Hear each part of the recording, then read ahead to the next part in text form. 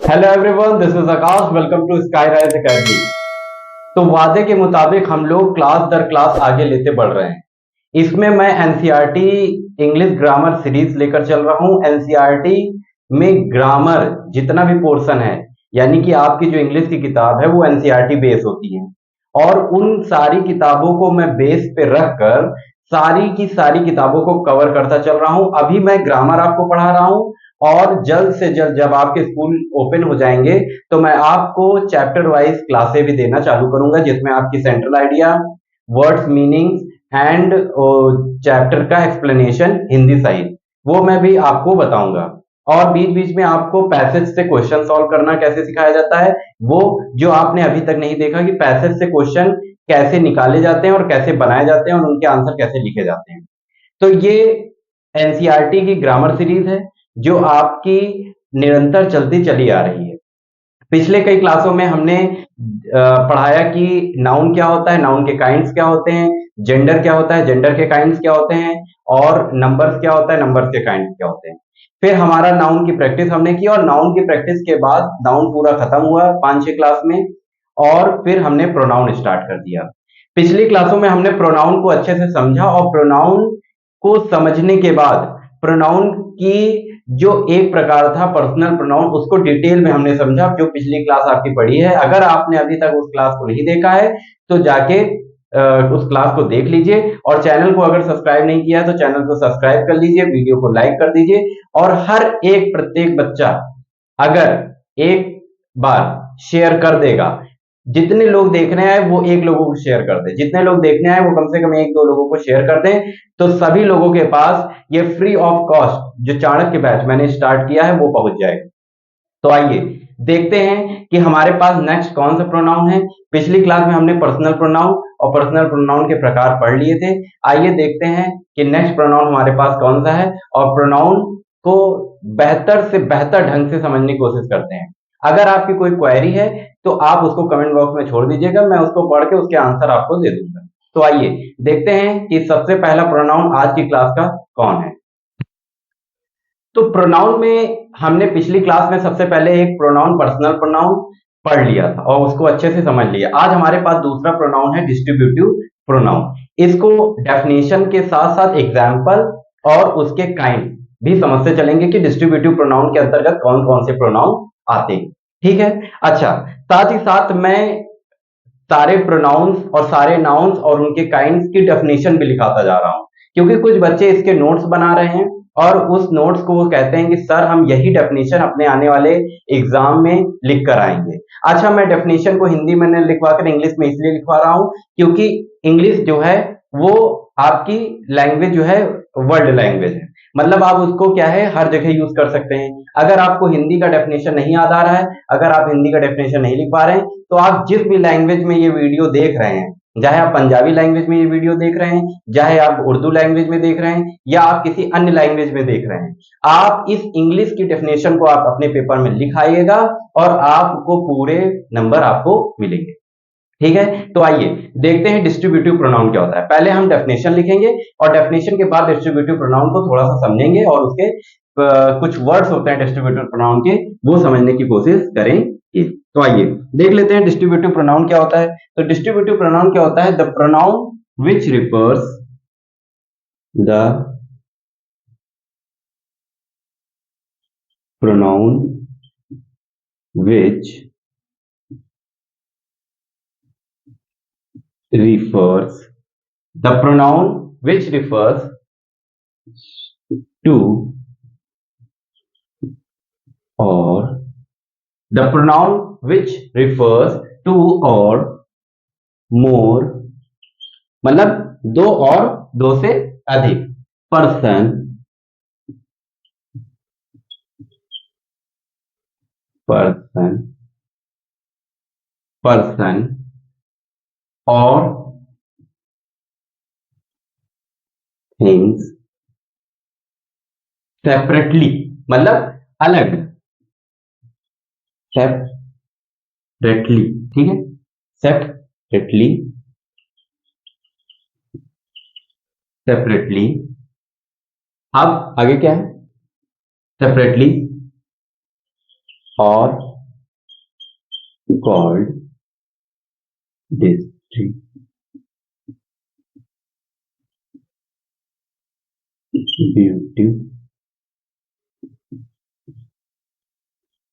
pronoun। यानी क्या लिखा है, the pronoun which refers to or more person or things separately are called distributive pronoun. एक बार फिर से सुन लीजिए, the pronoun which refers to two or more person or things, यानी दो वस्तु या दो से अधिक इंसान को सेपरेटली क्या करे, अलग करे, इसको क्या कहते हैं, डिस्ट्रीब्यूटिव प्रोनाउन कहते हैं। अब इसमें कुछ एग्जाम्पल देख लेते हैं। एग्जाम्पल कौन कौन से आते हैं। सबसे पहला एग्जाम्पल है each, either, neither, each, either, neither and neither। ठीक है, each, either और neither, और इसमें ही any, anyone और none। ये क्या हो गए, ये हो गए कि डिस्ट्रीब्यूटिव प्रोनाउन क्या होता है, a pronoun which refers to or more person or things separately, यानी दो या दो से अधिक व्यक्ति या वस्तुओं को अलग करना, दो या दो से अधिक व्यक्तियों या वस्तुओं को अलग करना क्या कहलाता है, डिस्ट्रीब्यूटिव प्रोनाउन कहलाता है। और कैसे अलग करेंगे, ईच के द्वारा अलग करेंगे, ईदर के द्वारा अलग करेंगे, नीदर के द्वारा अलग करेंगे, एनी के द्वारा अलग करेंगे, एनीवन के द्वारा अलग करेंगे या नन के द्वारा अलग करेंगे। अच्छा, एक बात और समझ लीजिए कि ईच, ईदर और नीदर ये सिंगुलर के लिए यूज होता है, ठीक है, और एनी, एनीवन और नन प्लूरल। अभी बताता हूं कैसे, ठीक है। यानी कि ईच, ईदर और नीदर, एनी, एनीवन, नन ये सब सिंगुलर और प्लूरल के यूज होते हैं। अब ईच, ईदर और नीदर और एनी और एनीवन को समझ लेते हैं कि इसकी हिंदी क्या होती है, जिसमें कि आसान हो जाए हमको एग्जाम्पल समझने में। देखिए, ईच को कहते हैं, ईच का मतलब होता है प्रत्येक, ठीक है। ईदर का मतलब होता है, ईदर का मतलब होता है दो में से कोई एक, दो में से कोई एक। अब दो में से कोई भी नहीं, दो में से कोई भी नहीं उसको क्या कहते हैं, नीदर। दो में से कोई भी नहीं, दो में से कोई भी नहीं उसको क्या कहते हैं, नीदर कहते हैं। यानी कि डिस्ट्रीब्यूटिव प्रोनाउन में क्या होता है, example each, either, neither, any, anyone, none etcetera. Each, either और नीदर को सिंगुलर के लिए, एनी, एनीवन, नन को प्लूरल के लिए। अब देखिए सिंगुलर क्यों, यानी प्रत्येक, यानी कोई एक एक, प्रत्येक। ईदर दो में से कोई एक, जब कोई एक की बात कर रहा है तो सिंगुलर। नीदर दो में से कोई भी नहीं, दो में से कोई भी नहीं का मतलब किसी एक को भी नहीं लिया जा रहा है, तो वहां पे सिंगुलर होगा। अच्छा, अब हमने ये समझ लिया, अब हम इसके एग्जाम्पल देखेंगे कैसे हमारा ईच, ईदर और नीदर आ रहा है, और उसके साथ ही साथ हम लोग ये समझने की कोशिश करेंगे कि ईच, ईदर और नीदर को कैसे डिस्ट्रीब्यूट किया जाता है और कैसे इसके एग्जाम्पल को समझा जाता है। तो इसी के आगे इसके एग्जाम्पल्स देख लेते हैं। ईच ऑफ टू बॉयज, देखिए each of, each of, each of two boys, each of two boys was honest,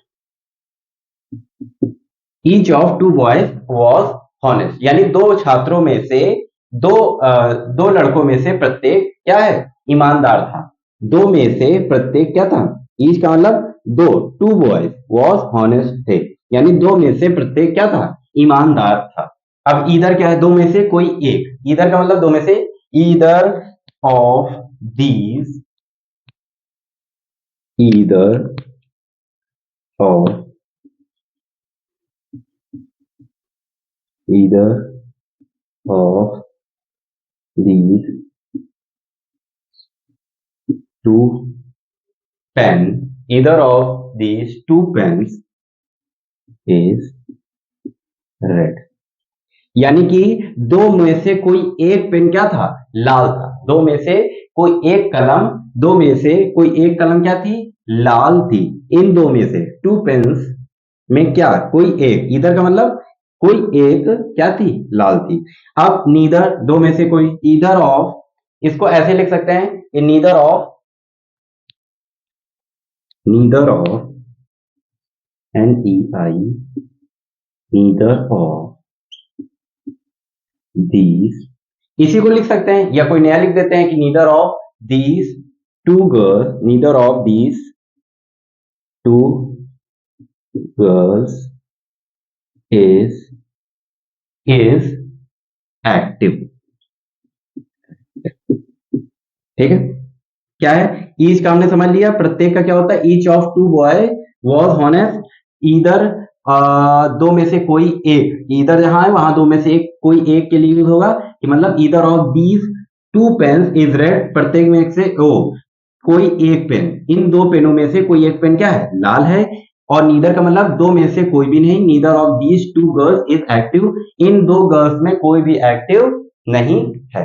तो ये हमने डिस्ट्रीब्यूटिव प्रोनाउन समझ लिया। अच्छा, अब आप कहेंगे सर एनी, एनीवन, नन, यहां जैसे सिंगुलर के लिए यूज हो रहा है, इसी तरह क्या क्या करेंगे, प्लूरल के लिए यूज करेंगे एनी, यानी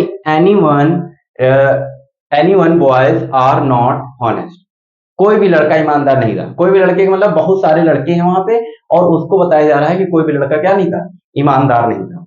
आइए देखते हैं अब नेक्स्ट प्रोनाउन हमारे सामने क्या है, जो कि डिस्ट्रीब्यूटिव प्रोनाउन हो गया।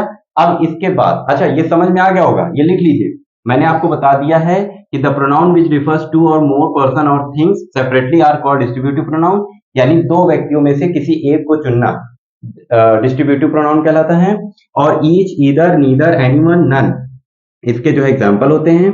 और ईच का मतलब होता है प्रत्येक, ईदर का मतलब होता है दो में से कोई एक, नीदर का मतलब होता है दो में से कोई भी नहीं। Each of two boys was honest, either of these two pens is red, neither of these two girls is active. तो ईच, ईदर और नीदर का यूज कहां किया जा रहा है, जहां किसी एक को अच्छा बताया जा रहा है, मतलब कि दो लड़कियों में से कोई एक, ईच का मतलब प्रत्येक में कोई एक लड़की। ठीक है, अब नेक्स्ट प्रोनाउन हमारे सामने है डिमॉन्स्ट्रेटिव प्रोनाउन। अगला है डिमॉन्स्ट्रेटिव प्रोनाउन। डिमॉन्स्ट्रेटिव प्रोनाउन क्या होता है, डिमॉन्स्ट्रेटिव प्रोनाउन जो है नाउन को संकेत देते हैं। डिमॉन्स्ट्रेट का मतलब ही होता है संकेत करना, यानी कि अगर कोई वस्तु हमारे सामने जो कि नाउन फॉर्म में रखी हुई है, जैसे ये पेन है कि दिस इज माई पेन, जैसे आपका बैग है तो आप क्या कहेंगे, दैट इज योर बैग या दैट इज माई बैग। अब आपका अपना और आपके पास है तो आप क्या कहेंगे, दिस इज माई बैग। तो हम लोग आज डिमॉन्स्ट्रेटिव प्रोनाउन को बहुत सरलता से समझेंगे। और डिमॉन्स्ट्रेटिव प्रोनाउन के एग्जांपल क्या होते हैं, जैसे दिस, दैट, दीज, दोज। ठीक है, ये डिमॉन्स्ट्रेटिव प्रोनाउन है, सच और द सेम। तो आइए देखते हैं सबसे पहले कि डिमॉन्स्ट्रेटिव प्रोनाउन की डेफिनेशन क्या होती है। डिमॉन्स्ट्रेटिव प्रोनाउन क्या होता है, a demonstrative pronoun is a word, a demonstrative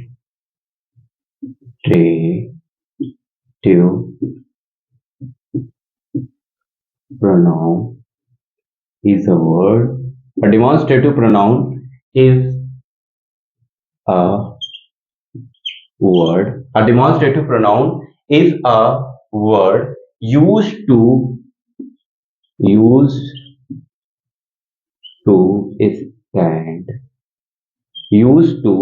stand in for a noun, यानी कि यूज टू किसके लिए, नाउन के लिए, यानी कि जो नाउन को स्टैंड करे, जो नाउन की तरफ बताए। मान लीजिए एक लड़का है, ये संकेत कर रहा है इधर, जैसे ही कह रहा है ये दिस, एक डिमॉन्स्ट्रेटिव प्रोनाउन है, ये इसको संकेत कर रहा है, तो क्या हो गया, ये हो गया डिमॉन्स्ट्रेटिव प्रोनाउन, यानी दिस इज अ बॉय। ठीक है, अब इसके एग्जाम्पल देख लेते हैं जल्दी से। एग्जाम्पल क्या क्या होते हैं, एग्जाम्पल होते हैं this, that, these, those, such,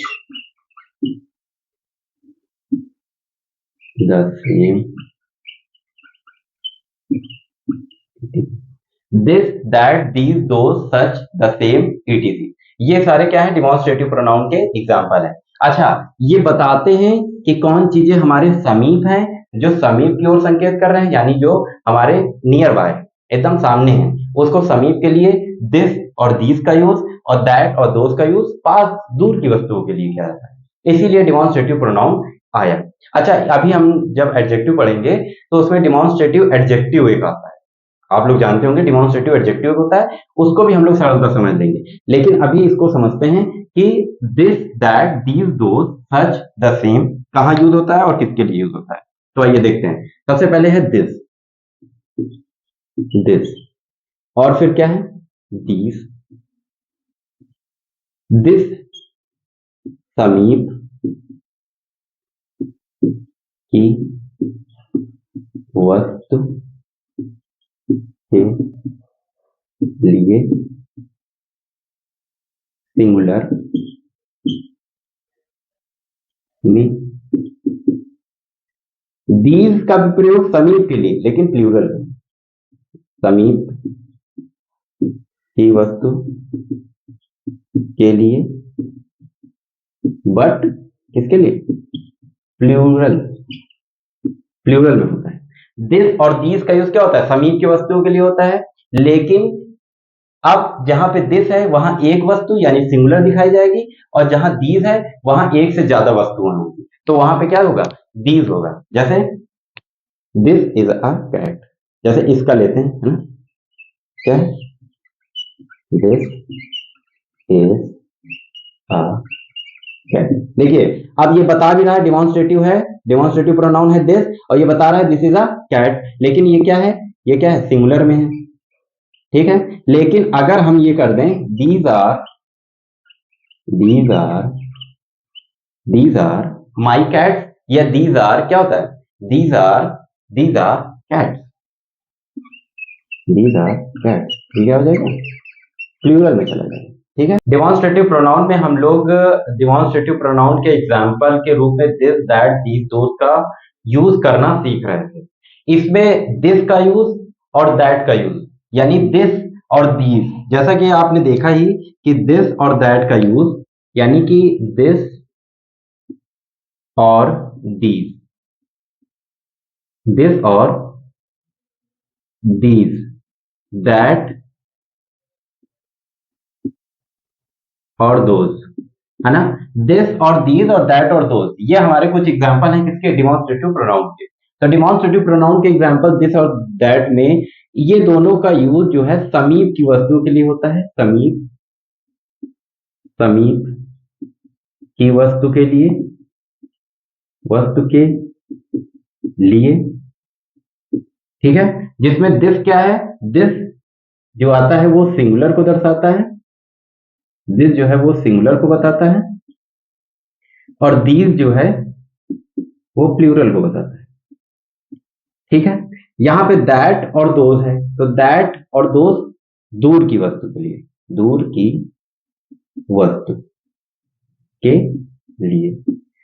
इसी तरह इसमें भी है, दैट जो है वो सिंगुलर को दर्शाता है, सिंगुलर को, और दोज क्या है, वो प्लूरल को दर्शाता है, ठीक है।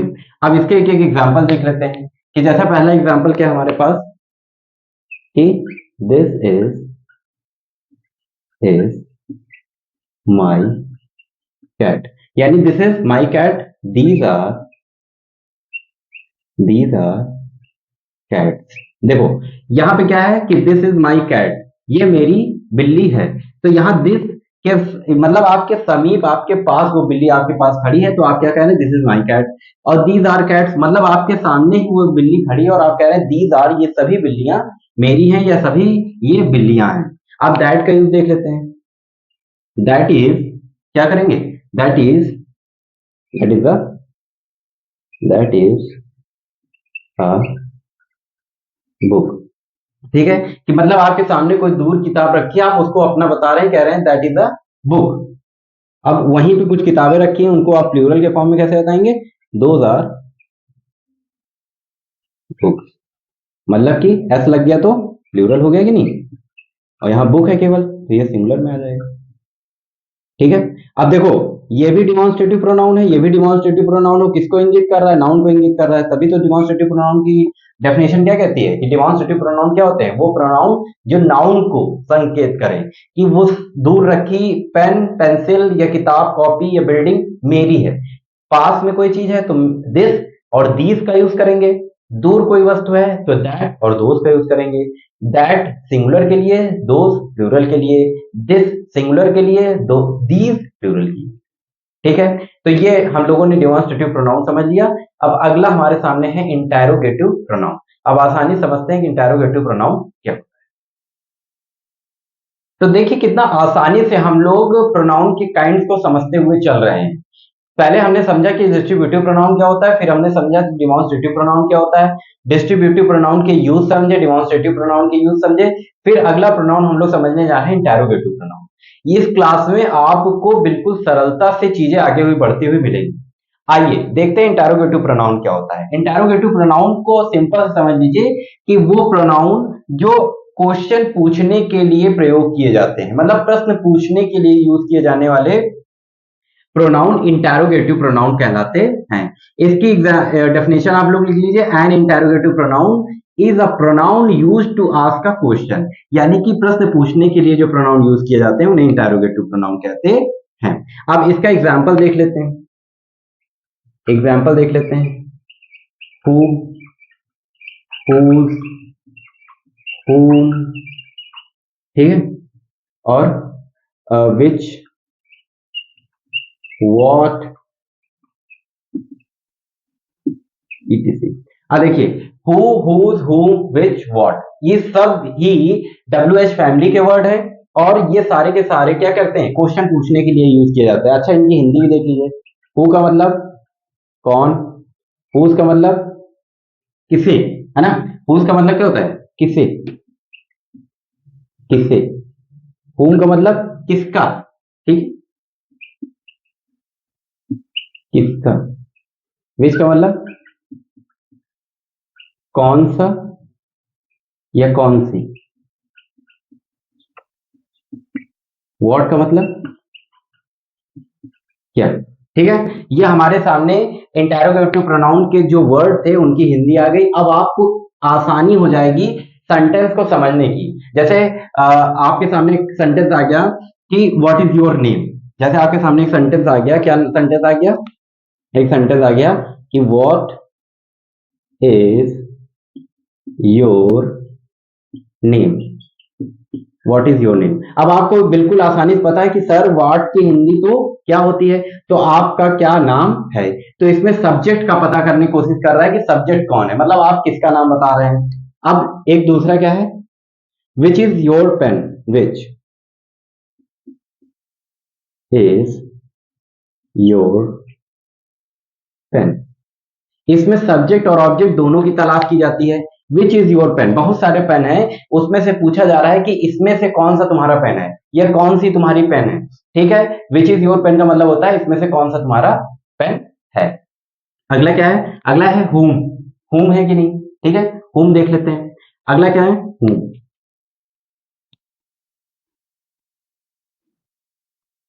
हुम से पहले देख लेते हैं who are you, who are you.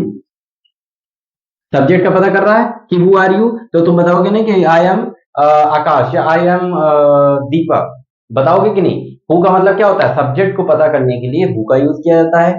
हुम का यूज ऑब्जेक्ट पता करने के लिए किया जाता है। हुम का यूज मालिक का पता करने के लिए किया जाता है। जैसे एक सेंटेंस है, whose is that car, whose is that car, whose is that, whose is that car, या किसकी कार है। मतलब अगर कार का कोई मालिक होगा तो मालिक का नाम पता चलेगा। तो वहां पे हुज का क्या मतलब होता है? किसे, मतलब ऑब्जेक्ट का मतलब हुज का मतलब मालिक का पता करने के लिए हुम का यूज किया जाता है। ठीक है, मालिक का पता करने के लिए किसका यूज किया जाता है? हुम का यूज किया जाता है। एक मिनट एक मिनट, मालिक का पता करने के लिए हुम, और किसका? हुज। सॉरी, ये थोड़ा करेक्ट कर लेना, ठीक है। whom, who, whom, whose, which, what, ठीक है। who का मतलब कौन, whom का मतलब किसे, whose का मतलब किसका, which का मतलब कौन सा कौन सी, what का मतलब क्या। देखिए इंटेरोगेटिव प्रोनाउन, WH फैमिली के सारे वर्ड इंटेरोगेटिव प्रोनाउन के अंतर्गत आते हैं। और what का यूज क्या मतलब किसका क्या नाम और सब्जेक्ट को ढूंढने के लिए किया जाता है। हु में सब्जेक्ट ढूंढते हैं, हुम में किसे, मतलब हु में ऑब्जेक्ट का पता करना जाता है, हुज में किसका, मतलब ये किसका घर है, तो घर का मालिक होगा कोई तो उसको मालिक का पता करने के लिए किया जाएगा। विच, बहुत सारी वस्तुओं में एक चीज ढूंढी जाती है कि कौन सा या किसकी है। अगला क्या है, व्हाट का मतलब क्या, ठीक है। देखिए इंटेरोगेटिव प्रोनाउन ये होता है, इंटेरोगेटिव प्रोनाउन बिल्कुल सरल है, हु, हुम, हुज, विच, ये इंटेरोगेटिव प्रोनाउन आप लोगों ने देख लिया। अगला है रिफ्लेक्सिव प्रोनाउन। अब हम लोग रिफ्लेक्सिव प्रोनाउन को समझेंगे कि रिफ्लेक्सिव प्रोनाउन क्या होते हैं। आइए अब देखते हैं रिफ्लेक्सिव प्रोनाउन। रिफ्लेक्सिव प्रोनाउन क्या होता है। प्रोनाउन के पिछले टॉपिक्स में हमने सबसे अच्छे से समझ लिया कि डिस्ट्रीब्यूटिव और डिमॉन्स्ट्रेटिव और इंटेरोगेटिव प्रोनाउन क्या होता है। आज की क्लास का लास्ट प्रोनाउन जो कि रिफ्लेक्सिव प्रोनाउन है, बाकी प्रोनाउंस को हम नेक्स्ट क्लास में समझेंगे, लेकिन ये रिफ्लेक्सिव प्रोनाउन क्या होता है इसको समझ लेते हैं। रिफ्लेक्सिव प्रोनाउन का मतलब जो होता है वो है इसका प्रयोग अपने आप में होता है। मैं अपने आप अपने आप घर जाइए, मतलब कोई इंसान अपने आप को जब बताता है तो वो रिफ्लेक्सिव प्रोनाउन। रिफ्लेक्शन का मतलब क्या होता है कि अपनी छवि अपने सामने पड़ रही है, मतलब आपका रिफ्लेक्शन क्या है, धूप में आपका रिफ्लेक्शन आपकी छाया ही तो होती है, मतलब आपकी क्या है परछाई आपका रिफ्लेक्शन है कि नहीं, तो उसी को रिफ्लेक्सिव प्रोनाउन कहते हैं। तो देखिए हमारे सामने एक डेफिनेशन लिखी है कि reflexive pronoun is a pronoun such as myself. Such as myself का मतलब, माई का मतलब मेरा और मेरे द्वारा, मैं अपने आप, myself which refers back to the subject, जो सब्जेक्ट को बैक कर दे, रिफर्स करे फिर से, ऑफ अ सेंटेंस और अ क्लॉज, उसे क्या कहते हैं, रिफ्लेक्सिव प्रोनाउन कहते हैं। अब रिफ्लेक्सिव प्रोनाउन के कुछ एग्जांपल देख लेते हैं कि रिफ्लेक्सिव प्रोनाउन के एग्जांपल क्या क्या होते हैं। देखिए माई सेल्फ पहला हो गया, हर सेल्फ, है ना, my self, her self, our self, our self, है ना, अवर सेल्फ हो गया, और योर सेल्फ हो गया, योर सेल्फ हो गया। अगला क्या है, him self, him self, him self हो गया। अगला क्या है, इट सेल्फ, इट सेल्फ हो गया, और देम सेल्फ हो गया, ठीक है। और रिफ्लेक्सिव प्रोनाउन सिंगुलर और प्लूरल के कैसे बनाए जाते हैं, सेल्फ और सेल्फ लगा के सिंगुलर और प्लूरल के रिफ्लेक्सिव प्रोनाउन बनाए जाते हैं। इनका सभी का मतलब अपने आप में होता है, मतलब मैं अपने आप काम कर लूंगा, तुम अपने आप नहीं होगा, मैं अपने आप, यानी आई हर्ट माई सेल्फ, मैंने अपने आप को चोट पहुंचा ली, या मेरे द्वारा, या मैं अपने आप काम करने जाऊंगा, मैं अपने आप खाना खाऊंगा, तुम अपने आप ये अपना काम कर लेना, तो ये सारा क्या है, रिफ्लेक्सिव प्रोनाउन, ठीक है। अपने आप, इसका एक हिंदी समझ लीजिए, मतलब क्या होता है, मतलब अपने आप, ठीक है। जैसे एग्जाम्पल में क्या है, I hurt myself, I hurt myself, ठीक है। अगला क्या है, you bird, you bird burn yourself, ठीक है। अच्छा एक चीज और बता देते हैं, देखिए यहाँ पे अगर सही से आप लोग देखेंगे कुछ, तो यहाँ एक चीज दिखेगी कि अगर वर्ड के लास्ट में एफ हो तो वीईएस बना के उसका प्लूरल बनाया जाता है। सिंगुलर और प्लूरल में मैंने बताया था, याद करिए, पन्ने पर रटना चालू करिए। क्या कह रहे हैं कि एफ अगर लास्ट में हो तो उसमें वीईएस लगा के उसका क्या बनाते हैं, वीईएस लगा के उसका प्लूरल बनाया जाता है, यानी ये प्लूरल है और ये सिंगुलर है। ये मैं क्यों बता रहा हूं कि अगर आवर सेल्फ आ रहा है तो ये प्लूरल के लिए यूज होगा, अगर योर सेल्फ आ रहा है तो ये सिंगुलर के लिए यूज होगा। तो रिफ्लेक्सिव प्रोनाउन क्या होता है, रिफ्लेक्सिव प्रोनाउन को हिंदी में अपने आप, यानी वह प्रोनाउन जो सब्जेक्ट के ऊपर रिफ्लेक्शन खुद से करें, जैसे आई का क्या होगा, आई का क्या होगा, माई सेल्फ, ठीक है, ही का हिमसेल्फ, ठीक है, सी का हर सेल्फ, ठीक है, दे का देमसेल्फ, ठीक है, और इट का इट सेल्फ। ये क्या हो गए? ये सारे के सारे हमारे रिफ्लेक्सिव प्रोनाउन हो गए। इतनी आसानी से हम लोग सारे रिफ्लेक्सिव प्रोनाउन को अच्छे से समझ गए। नेक्स्ट क्लास में रिफ्लेक्सिव प्रोनाउन के जो बचे हुए प्रोनाउन के बचे हुए टाइप्स हैं उनको हम लोग समझेंगे। अभी के लिए इतना ही।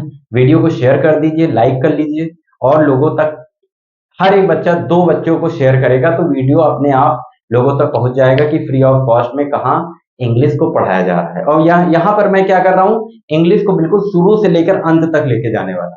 अभी पार्ट्स ऑफ स्पीच चल रही है, फिर उसके बाद टेंस आएगा, फिर उसके बाद एक्टिव पैसिव आएगा, डायरेक्ट इनडायरेक्ट आएगा, बहुत सारी चीजें। अगर कहीं पे आपको कोई दिक्कत हो तो आप कमेंट बॉक्स आपके लिए खुला ही है, वहां आप अपनी क्वेरी को डाल सकते हैं और समझ सकते हैं कि क्या नहीं समझ में आया, मैं आपको फिर से बता दूंगा। अभी के लिए इस क्लास को 2 बार देखिए और समझने की कोशिश करिए कि प्रोनाउन के काइंड्स इतनी आसानी से कैसे समझे जा सकते हैं, और इतनी सरलता से आज आपको पता चलेगा कि इसका मतलब क्या होता है, हु का मतलब क्या होता है, आई का मतलब क्या होता है, और माई का मतलब क्या होता है। ठीक है, till then keep watching, keep subscribing, और हम फिर मिलेंगे। वीडियो को शेयर कर दीजिएगा, ठीक है। हम फिर मिलते हैं, तब तक के लिए धन्यवाद।